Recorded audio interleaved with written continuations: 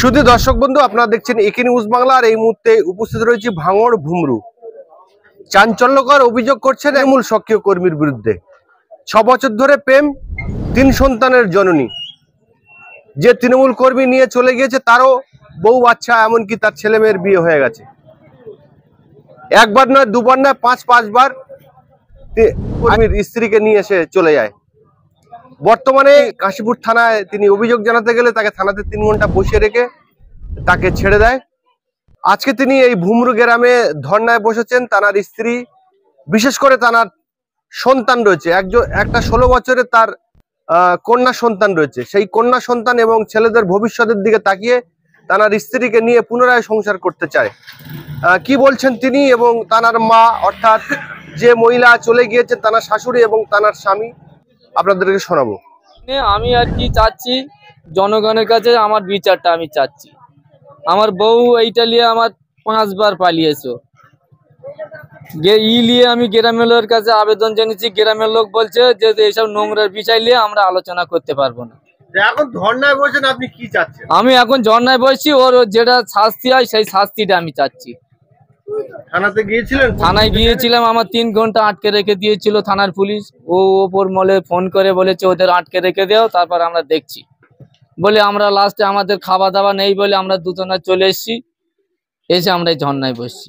আজকে কোন থানায় গেছিলেন? আমরা কাশীপুর থানায় গিয়েছিলাম। কি জন্য গেছিলেন, কি বললেন থানায়? আমি থানায় একটা কমপ্লেন লিখিত করে আমি থানায় দিতে গিয়েছি। আমার বলেছে তোমরা থানায় কি করতে এসছো? আমি বলি স্যার এই তাল আমার বউকে নিয়ে পালিয়ে, তাহলে তোমার বউ কি শখ ইচ্ছায় পালিয়েছে না ও নিয়ে পালিয়েছে? আমি বলি ও নিয়ে পালাচ্ছে, আমি যে কবার আমি অন্য জায়গায় রেখে দিচ্ছি ভাড়াটে, সেইখান থেকে ও টু মেরে নিয়ে পালিয়ে যাচ্ছে।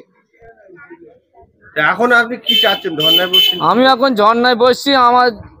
আমি কি করতে বসছি, আমি ওদের শাস্তি চাই। সেই শাস্তি নিয়ে যেন হয়, সেই শাস্তি নিয়ে আমি আর কি ধর্নায় বসছি। সেই বউকে আসলে কি আপনি সংসার করবেন?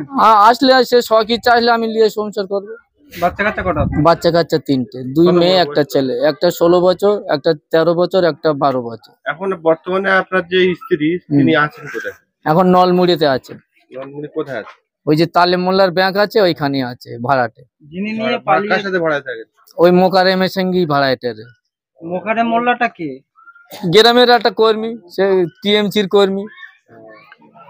তো আপনার স্ত্রী আপনাকে ডিভোর্স দিয়েছে? ও ডিভোর্স দিয়েছিল কোর্ট থেকে, আমি ওকে ডিভোর্স দেইনি। সে ও দিলেই হয়ে যাবে, আপনি না দিলে কোন যায় আসে? তো আপনার স্ত্রী ধরো এখন ডিভোর্স হয়ে গিয়েছে, তাহলে আপনি তো তাকে আর নিতে গেলে মুসলিম শরিয়াত দৃষ্টান্তে আবার অন্য জায়গায় বিয়ে দিতে হবে। অন্য জায়গায় বিয়ে দিতে হবে, তারপরেও আপনি নেবেন? হ্যাঁ, আমার ডেকে নিয়ে তো বিয়ে করেছে উকিল। আমি তো নিজেই বিয়ে করি চোখে নিয়ে, রেজিস্ট্রি বিয়ে করে। সেই যেখান থেকে আমি রেখে দিয়ে কাজ কমে যায়, ও সেখান থেকে চলে যাচ্ছে ও টু মেরে নিয়ে। 10,000 টাকা জোগাড় করলে, কে জোগাড় করেছে? আমার ছেলে জোগাড় করলে, কাজ করে জোগাড় করলি। এবারে ওই বউ ফোন করে ডেকেলে এবারে ছোট মেয়েটা লে আর আমার ছেলে লে চলে গেল দীঘায় বেড়াতে গেল। বেড়িয়ে বাড়ি এসে এবার থাকলো সৌর বাড়ি, বাপের বাড়ি থেকে এবার সেখান থেকে নল চালা করে সেখান থেকে বেরিয়ে পড়লো। ওই বউ বেরিয়ে পড়লো। কার সাথে? ওই মোকারেমের সঙ্গে। এটা কবে ঘটেছে? লাস্ট দিন। এবারে কদিন হচ্ছে? তো প্রায় মাস 2 কি মাস 3, আমি অত বাবা হিসেব রাখতে পারি না। ছেলে এখন বর্তমানে থাকে, খায় দায় কোথায়? আমার বাড়ি খাচ্ছে। ছেলে মেয়ে আছে?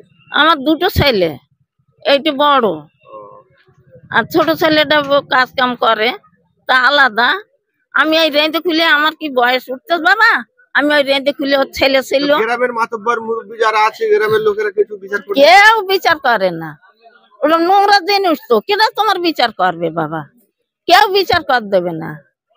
তবে কি বলতেছি, এইটা যদি গরিবী গৃহস্থর বাড়ি হয়তো, গরিবীর ছেলে যদি একটা কোনো কাজ করতো, নোংরা কাজ, তাহলে তার লেটকে মুগরিয়ে ফাঁকায় বের করে আনি বোধহয় তার শেষ কাজ দিত। আর এ হাত থেকে গরিবীর বাচ্চা বাড়ির বউ কি কেনা বিচার করবে? গৃহস্থরা মোড়ল মতো তারা বিচার করে। আপনারা মুসলিম তো? হ্যাঁ, আমরা মুসলিম। আপনার বৌমা যেটা করছে তো মুসলিম শরিয়াতের খেলাফ। তাতে তো এলাকার মানুষও তো কোনাগারে ভাগ হবে। আপনার বৌমা চলে যাচ্ছে, কাউকে বিয়ে করছে, আবার আপনার ছেলের কাছে ফিরে আসছে, এটা তো মুসলিম শরিয়াতে একদম কঠোরভাবে নিষিদ্ধ।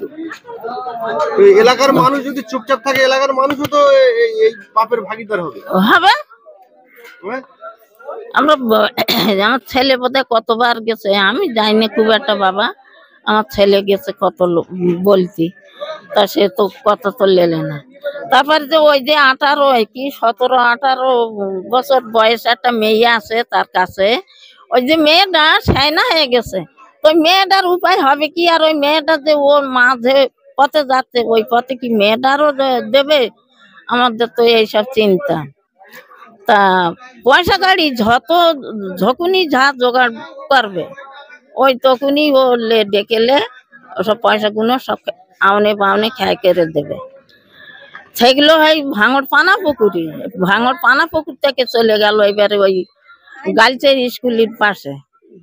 এবার ওখানতে এবার তো চলে গেছে সন্ধিসি বা লেগে নলমুড়ি। এই মুহূর্তে উপস্থিত হয়েছি ভাঙড়ে, যে সালাউদ্দিন মোল্লা তার স্ত্রীকে নিয়ে পালিয়ে গিয়েছে মোকা মোল্লা, তার বাড়িতে এসেছি। দেখলাম যে তার বাড়িতে তালা মারা। আমরা বাড়ির ভিতরে ঢুকে আপনাদের দেখানোর চেষ্টা করব।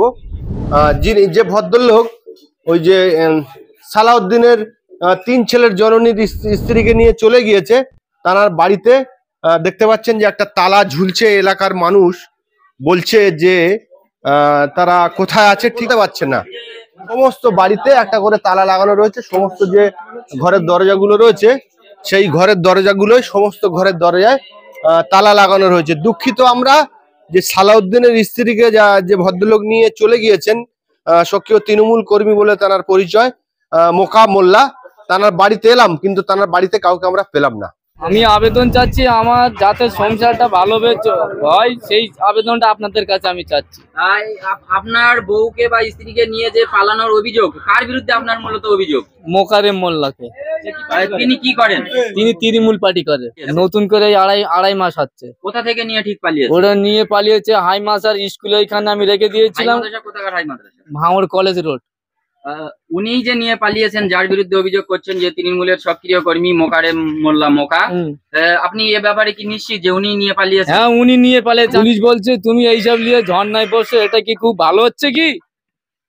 তাহলে এখন আপনার মূল দাবি কি? আমার এখন মূল দাবি হলো আমি ঝর্ণায় বসছি, যেটা কি করলে ভালো হয় সেটা আপনাদের কাছে। আপনি কি ওই বউ যদি ফেরত আসে, আপনি কি সেই বউ নিয়ে? হ্যাঁ, আমি নিয়ে সংসার করবো। 3টে সন্তানের মুখ পানেছে, আমি নিয়ে সংসার করবো। আপনার 3টে সন্তান?